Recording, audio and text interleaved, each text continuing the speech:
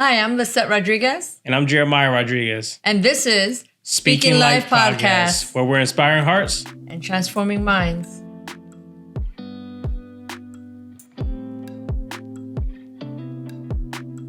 All right, so today we're going to be talking about worry.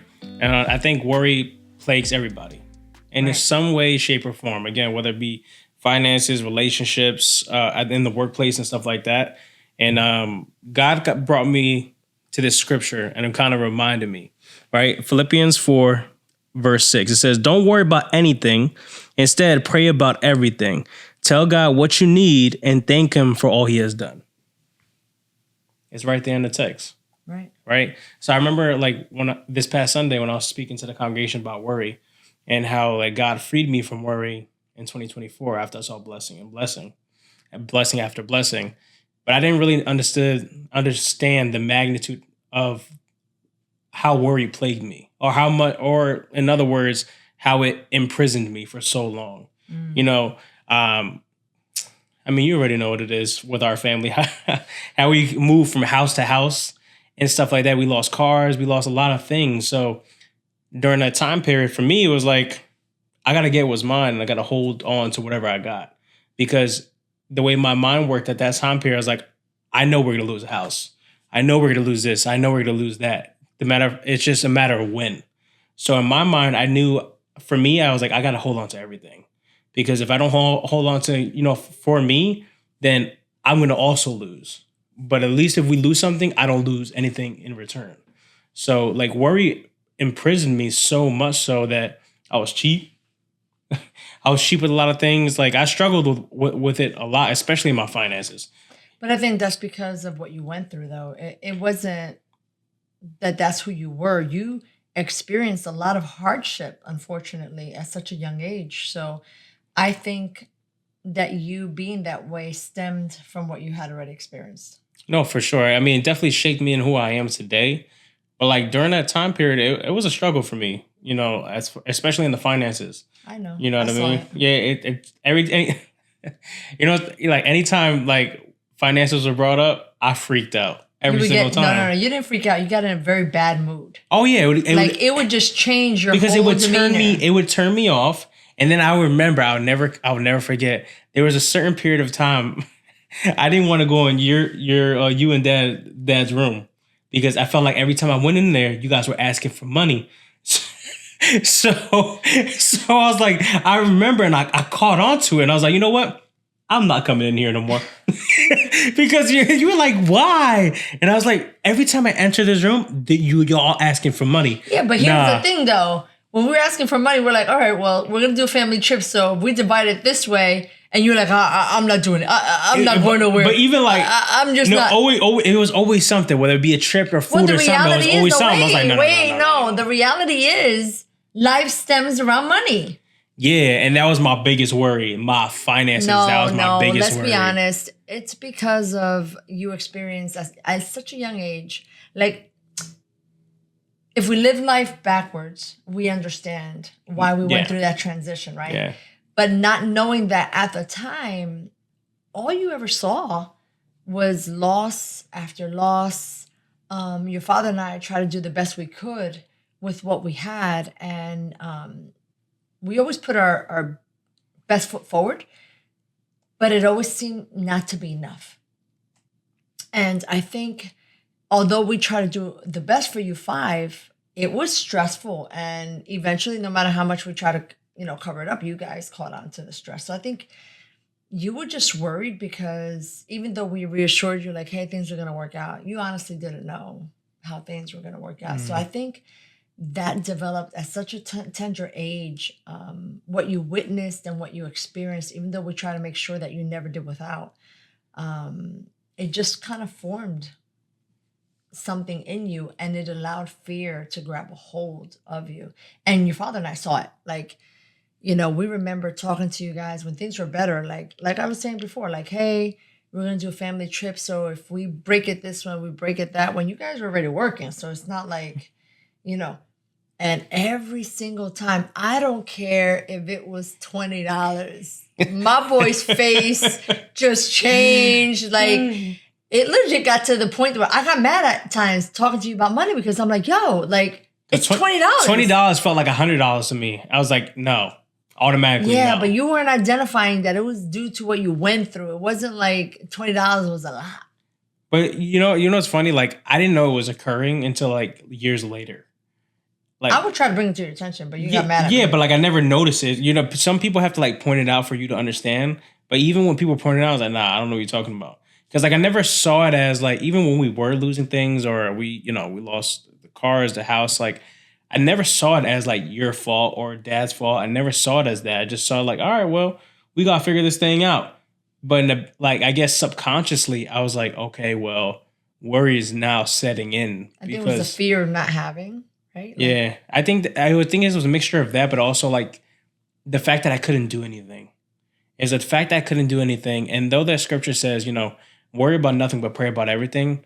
During that time period when we're losing everything, I'm like, I grew up in a Christian household, and I hear about this God who always provides. I hear about this God who always comes through. I hear about this God who will never leave nor forsake you. But it felt to me as if he was doing the opposite completely the entire time. Trust me, I told you, I argued with God about that. Yeah. Like I legit had it out with God. And I'm like, again, because we live life backwards, but as we were going through it, I didn't understand what was happening. And I argued with God. I was like, yo, my kids, I preach to them how you're able, how there's nothing impossible for you. Your word says this, but here we are. And what are they going to think? And if they leave the faith, it's going to be your fault. I remember telling God that. Mm-hmm. Like, I was so worried about you guys.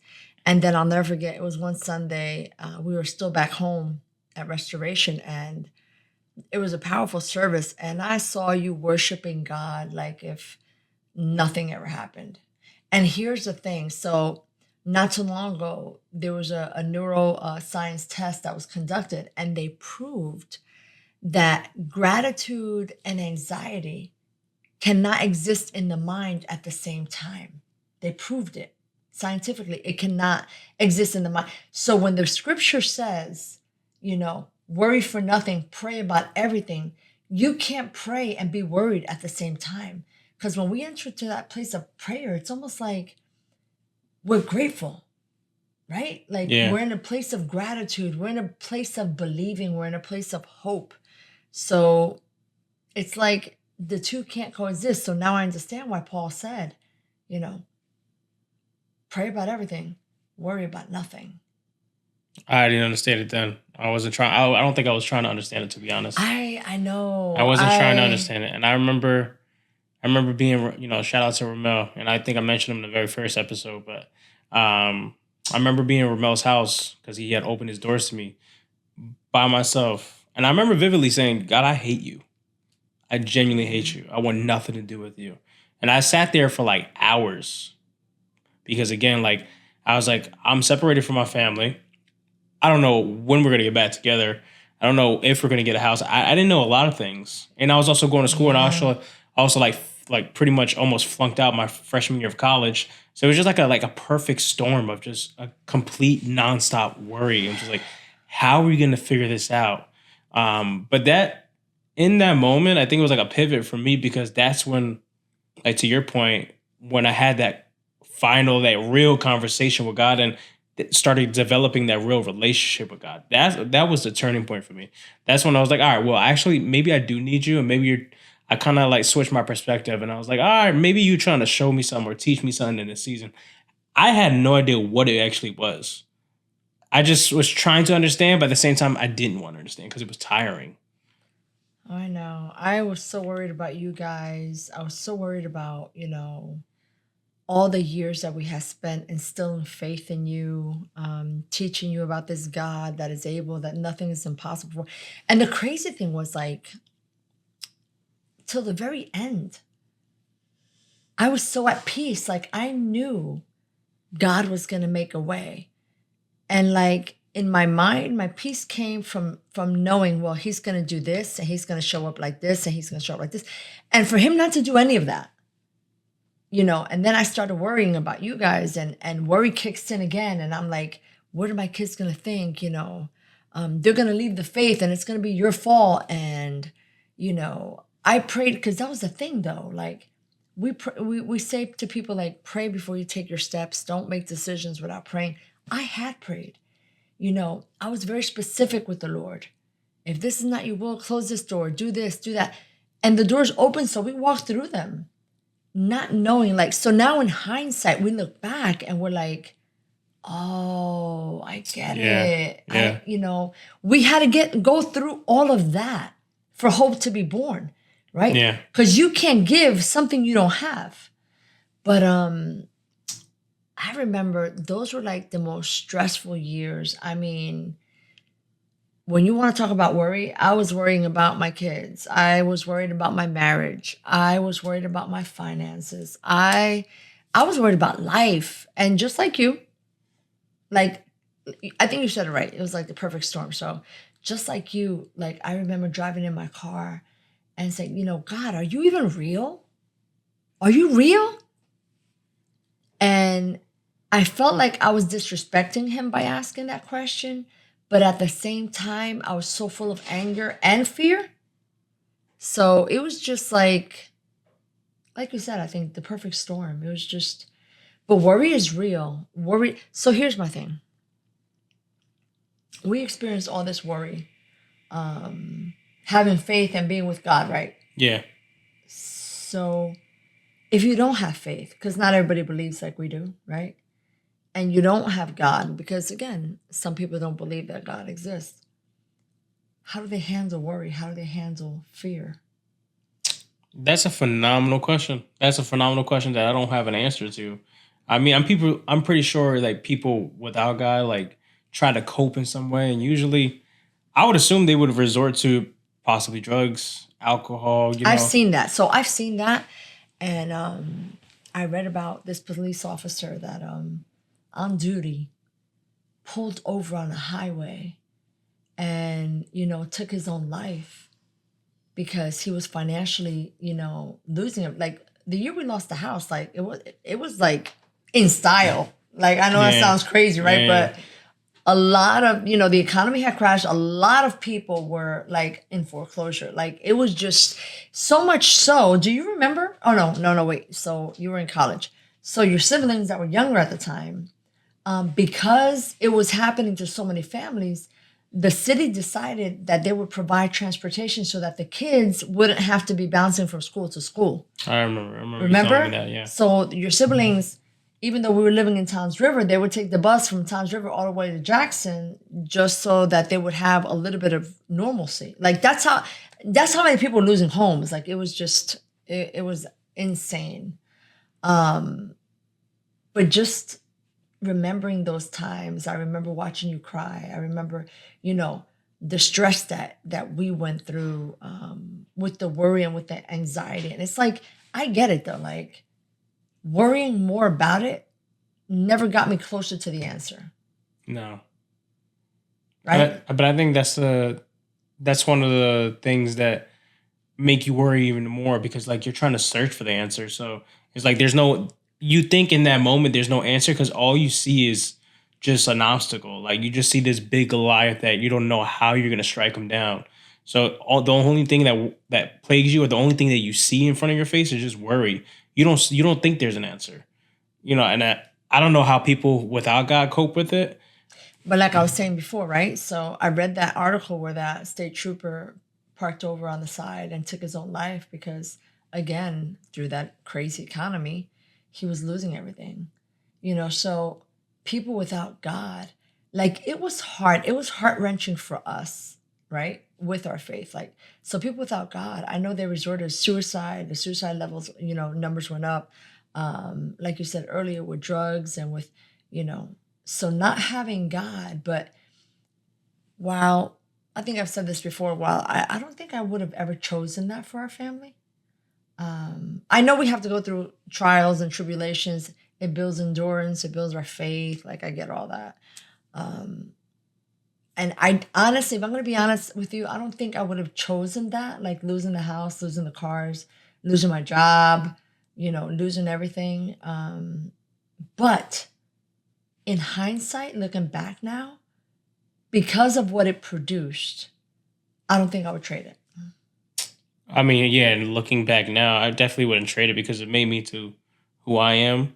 I now I think it understand. made us all. Yeah, and I now understand like you have to prepare for certain things, but even in during those hard times, like you have to like kind of like look at things with a different perspective, and it's hard in the moment, especially for me. Like back then, I had no type of perspective of anything. I just thought I was like, wow, I'm being separated from my family. I don't know how this is gonna work.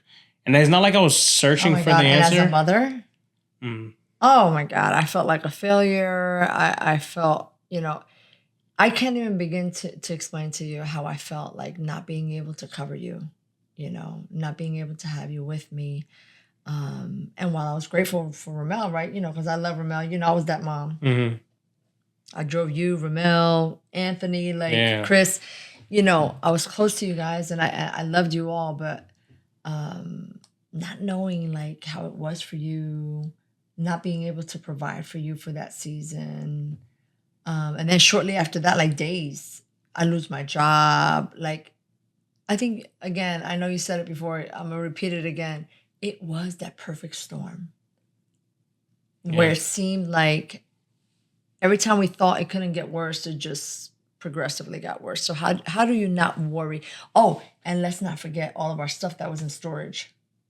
So Bikes got stolen. bikes got stolen A in lot of the things got transition. stolen. Yeah. I remember us moving that day. What was like? How long did it take us to move? 37 and a half hours. We're still trying to pack. We're still trying to move. That We're was the still worst trying to. move in America. Let me tell you. Out of all the times we moved, that was the worst one. I think we're experts now at moving. Yeah. Like we know how to move things. We know how to move things at different angles now. That's how much we move. We know But how that to was, pack. We know how to pack properly. That's true. But that was like the worst one. Yeah. The absolute. I remember what we woke up at 5 a.m, started, and It didn't was- end till like the next I day. remember seeing you sleeping on the floor. Yeah, and shout out to Sasha. May she rest in peace. But she was sleeping right on top of me.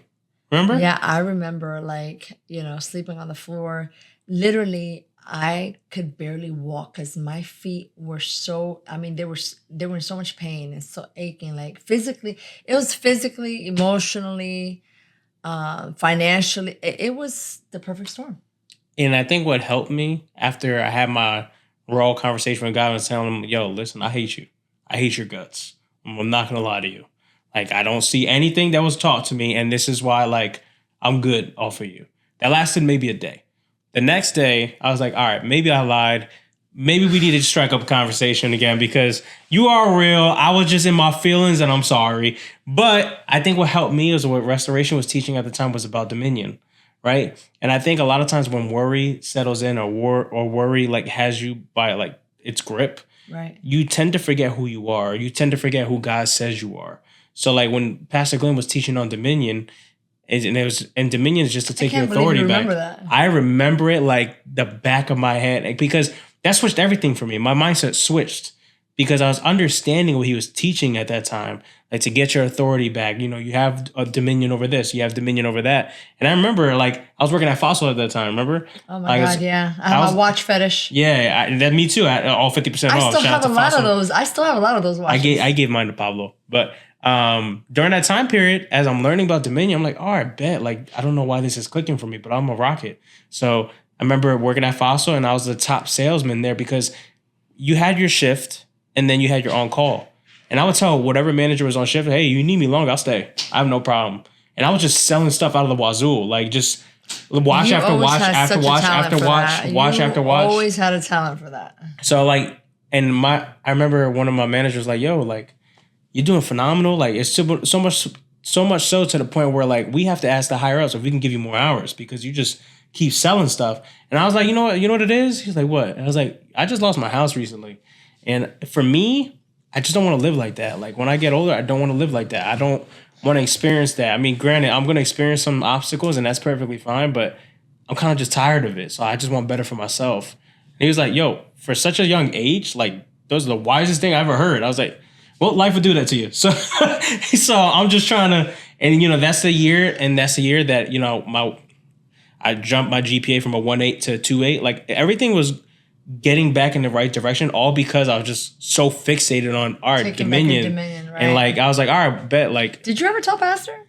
No, I never told him. Maybe maybe he'll watch this and maybe we'll see. But that's how I started a Bible study in Seton Hall University. That was that year because I was just like, I'm gonna start this thing. And you know what's funny? Like I was so excited about it and I was encouraged by it. So we had this classroom. We had this big classroom, and I'm getting excited. And I'm telling people, "Yo, do me a favor, come to Jubilee. That's one of the halls there." And I was like, "We're gonna have I would say cell group." Just to trick them, because when you say Bible study, people, yeah. So I was like, "Oh, we have cell group." So you're like, "What's cell group?" And I'm like, "Don't worry about it. Just come up. Just come."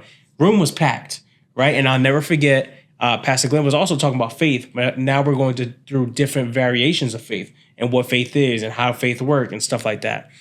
And it was me, Vanessa, Gershon, and Ariel. I'll never forget. I was like, all right, guys, we're going to study this material and we're going to teach together. So we get there, and the room... Look at you in the making. Yeah, the room was packed, right? Look at you. The room was packed, right? And I'm like, yo, you guys studied? They're like, no. I was like... I was the only one who studied. So I had to take the bull by the reins, and I was like, all right, I got it. So I taught the entire time, and that's the first time I genuinely taught, and I did it with confidence. I had fear, or I wouldn't say fear. I was nervous because there was a lot of people, but this is the first time I'm ever speaking about God in such a big aspect. Public forum. And I rocked that thing. And then afterwards, I remember my boy Chris, who was also in my wedding. We're still good friends now. He's like, yo, I still have all those teachings. He showed me a picture. Wow. He has all those teachings. That is crazy. Yeah, he's like, yo, honestly, you're the reason why I'm close to God because of that moment right there. Like, if it wasn't for you, I don't think my relationship would be where it's at. Well, not for nothing. I have a lot of my old teachings, too, from Pastor Glenn. Like, sometimes when I'm looking through my archives, I'm amazed. First of all, I was a good note taker. Second of all, note takers are history makers. That's right. That's why I say that. Yeah. So, I time to time, I go back. And sometimes, so I just had gotten my iPad back then, and I was taking notes or whatever on my iPad on the old one, like the first generation that came out, right? Yeah. But sometimes he was so quick, or if he was like really in the flow, it's hard to take notes while he's flowing. So you would do one of those, put it down and get up and start, shouting and whatever. So I would miss it. So anyway, long story short. I would hit him up and I was like, Pastor, can you give me a copy of your notes, or send me a picture of your notes, So from time to time when we were moving from house to house and I'm going through stuff and I'm going through bins, I would find his notes and I would look them over and I'm like, I remember this class. This was good. And I would send him snapshots like, hey, look at the date on this. Like, and he was like, wow. I don't even know if he has them, but yeah, those were good times. Those were definitely good times. Those were, I think, like teachable moments. Like even through God was molding us, preparing us, and through Pastor Glenn's teaching, he was just like, pouring into us to develop us for where we are today. Yeah. So we are a product of that seed. And now I look at it, like despite the worry, I remember my favorite Christian artist, Andy Mineo. He had a song called "You Will," and the chorus was like, "It says you will." It kept on repeating, "You will." Even when they say you won't, I know you will. And I would listen to that over and over again. And it's funny enough, I went to his event and I got to meet him that same year. Oh, wow. But like I held on to that because it's just like doubt and worry together have a funny way of like plaguing your mind and start like the voices start speaking like, "Hey, you sure God's gonna do that? You sure he's gonna do that?" What are some of the things that you currently do now? Because like you said before, we're still not exempt of worry. Well, right? So because in 2024, like I said on Sunday, 2024, God freed me of worry. He told me we started the year and he said, "Don't worry about finances." And in the beginning, and like anybody who knows me, that's the number one thing on my docket that I'm worried about. Right, so. I decided mentally, and I was like, you know what? I'm gonna obey you, and I'm gonna rock this thing. I'm gonna go 10 toes down, and I'm gonna listen to you. And sure enough, like I didn't worry about finances that entire year. Granted, 2024, I got married, but my income didn't match the cost of the wedding, so I didn't know how that was gonna happen. I remember God also said I was gonna get a new form of transportation. Had no idea what that meant. Like I thought that was like later on, but then throughout the entire year getting a new car, and I wasn't even expecting it. But just like your man Paul, I remember sometimes you just gotta make room for things so that way God can bless you, right? Right. So when like I was getting my new car, I remember sitting in my Nissan 2017, and there was nothing wrong with it, at all. But I cleared out the trunk because I was, I'm gonna make room. Oh wow. I cleared it out completely. I did it in faith, but I also told God, I was like, listen, like, if you do nothing, You're okay. I'm good. But if you do something, I'm good. But I also, like had this sense of confidence when I walked in. I don't know where it came from. And Denzel Washington had this, they made a meme of it, but he had his interview with Jamie Foxx. And he was saying, and the caption or the clip was like, I'm leaving here with something. And and I remember texting that. I'm like, hey, I'm leaving here with something. I don't know what I'm leaving here with something. And sure enough, I got a 2024 Nissan Altima, right? And then later on, my wife Natalie, she gets a dress for free, right? I got people in church blessing me, helping with me with the DJ. My family helping me and Nat with the cruise. But remember, those were all results, because I know, of seeds that you sowed in faith. Absolutely. We got to give God something to work with. You can't expect God to provide and not give him a seed to work with. So whenever, I was just reading something the other day that said,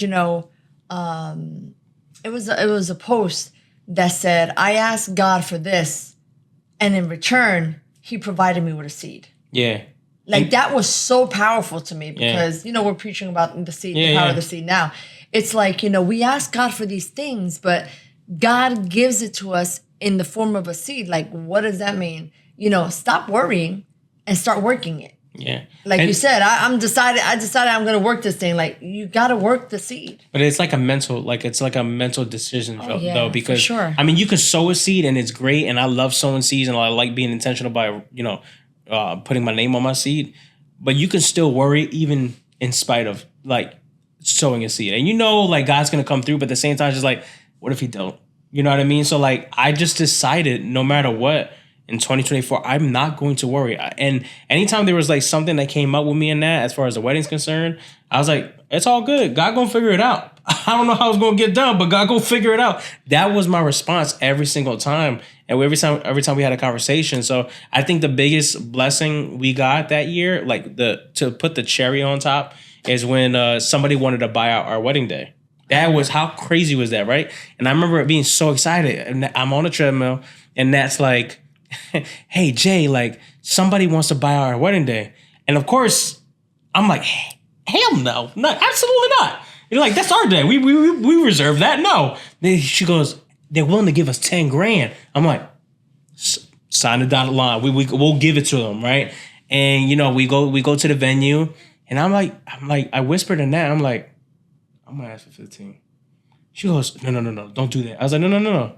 I'm gonna ask for 15. I mean, what's the worst that can happen? They say no. Yeah, worst thing they can say no. And like, I was like, I'm gonna ask, because you have not because you asked not. That's what the word says. You have not because you asked not. That's what the word says. And that's what I told her. So sure enough, I was like, I'll do this for 15 grand. She's like, and then the young lady we're speaking to, she goes, I don't know. I don't know if he's going to do that. 10 grand's a lot. I'm like, you know what? The worst thing he can tell me is no. Right. And then I'll take the 10 grand and I'll walk out. Right. She goes, okay, I'll give him a call, I guess.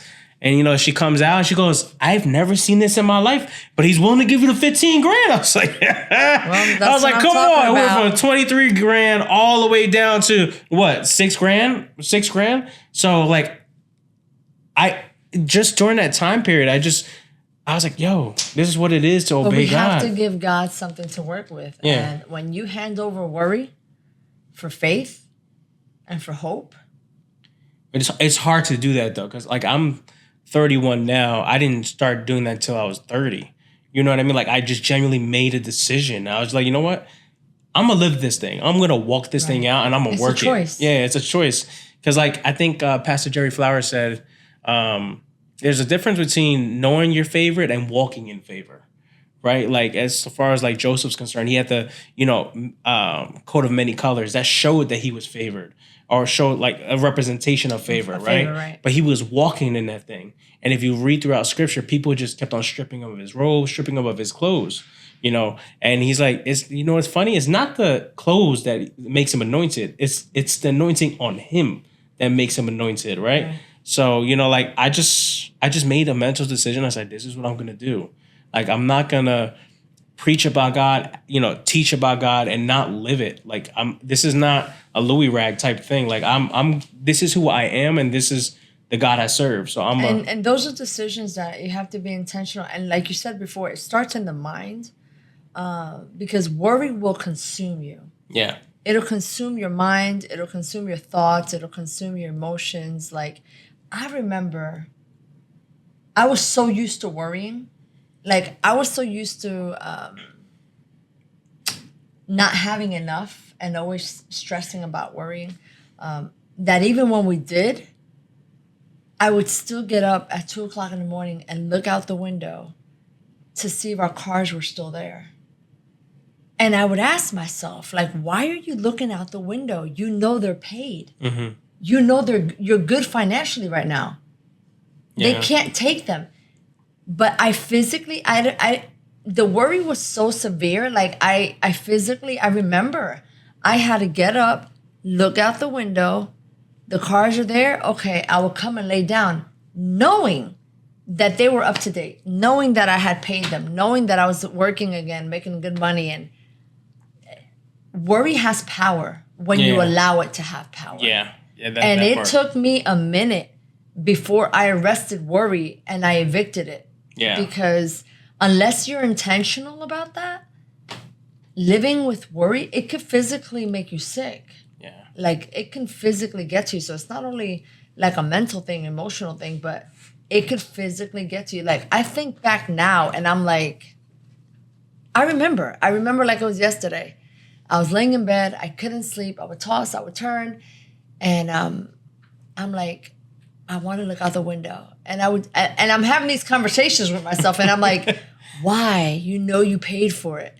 But I'm like, oh, I need to look out the window. So I would get up, look out the window, then go back to bed. It was such fear. Yeah. And it's like, and again, like I was telling you before, it stems from experiences that you go through that were meant to process you for more, but not meant to hurt you. Yeah. They hurt, but they weren't meant to hurt you. Yeah, I mean, it definitely built me for sure. For sure. So, yeah, it did for your father and I as well. Yeah. I mean... I think all of us, truthfully, like, I'm better because of it. And I thank God that that's the only thing I took from, losing things. Because there's a lot of things you could take, if, like, you're at a loss. Like, you spoke about that cop shooting himself. You know what I mean? Like, I thank God I never thought about suicide. I thank God, like, I never thought like anything worse than that. It was just, the only thing I left out was worry. Worry and also endurance. Like, as far as, like, oh, okay, we've been through this. Like, this is something different. Like, this is something we can handle. This is something that God has shown time and time again that he can pull us through. So, but worry is hard to get rid of unless you really have that intentional relationship with Jesus Christ as your Lord and Savior. If you don't have that relationship with Christ, if you don't believe that he is your resource, that everything you have belongs to him because he gave you everything you have, if you don't have that, worry is inevitable. Yeah. If you don't have that, and so I believe that our experiences and what we went through as a family, and even though we went through it as a family, we went through it, each of us had our own individual experience with it and how we viewed it and how we dealt with it emotionally and stuff.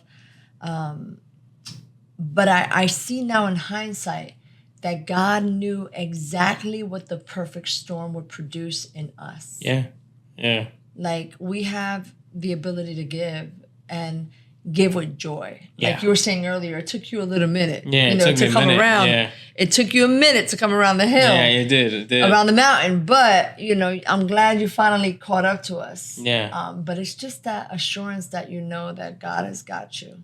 But even as believers, let me not, paint this beautiful picture, but worry still tries to knock on your door. All the time. So even as a believer, you're not exempt from worry. Yeah. It's just like you said earlier, we have dominion over it. So we have to Yeah. exercise our right to, get rid of it and evict it from our hearts and from our Yeah. minds. I think I'm just at a place where it's just like, if worry shot at me, like by the enemy or anything, period, it just bounces off.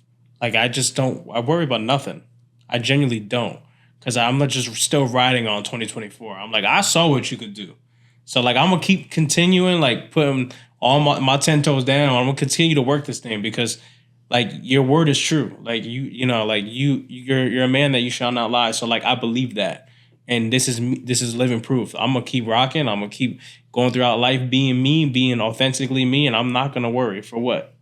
Like, I know you're going to continue to bless me time after time, as Bishop Axel would say, time after time. So looking back, I can see how God blesses time after time. Right. So when I'm looking forward, all I have is expectation, not worry anymore.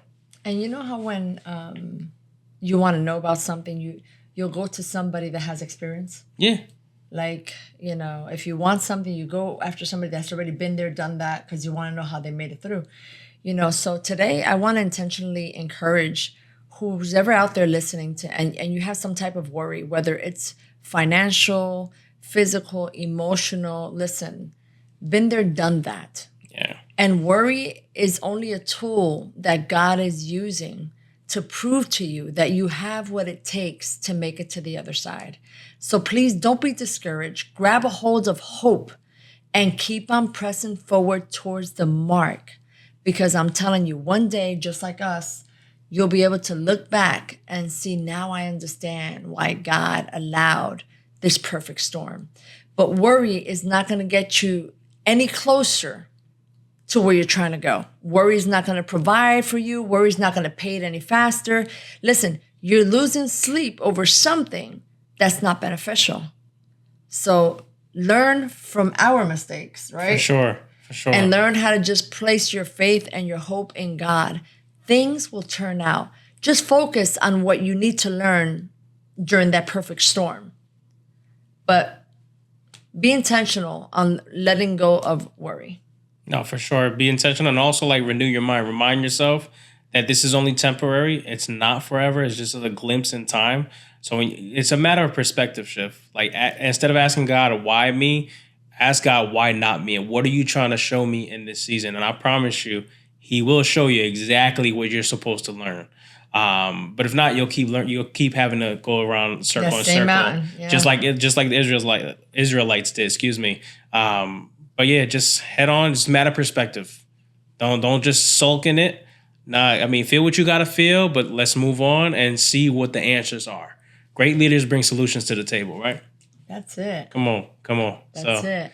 If you were blessed today, listen, again, don't let worry plague you. But again, if you were blessed today, share, hit that notification button, hit that bell, share on all social media platforms, all podcast platforms. We're on YouTube as well. But share it with somebody. Share it with your uncle, share it with your families, Trust your friends. me, there's not one person out there that doesn't experience worry. Yeah, not one person. We just spoke about our story.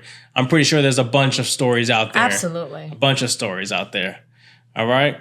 So have a blessed one, and until the next one. Till the next one. Be blessed.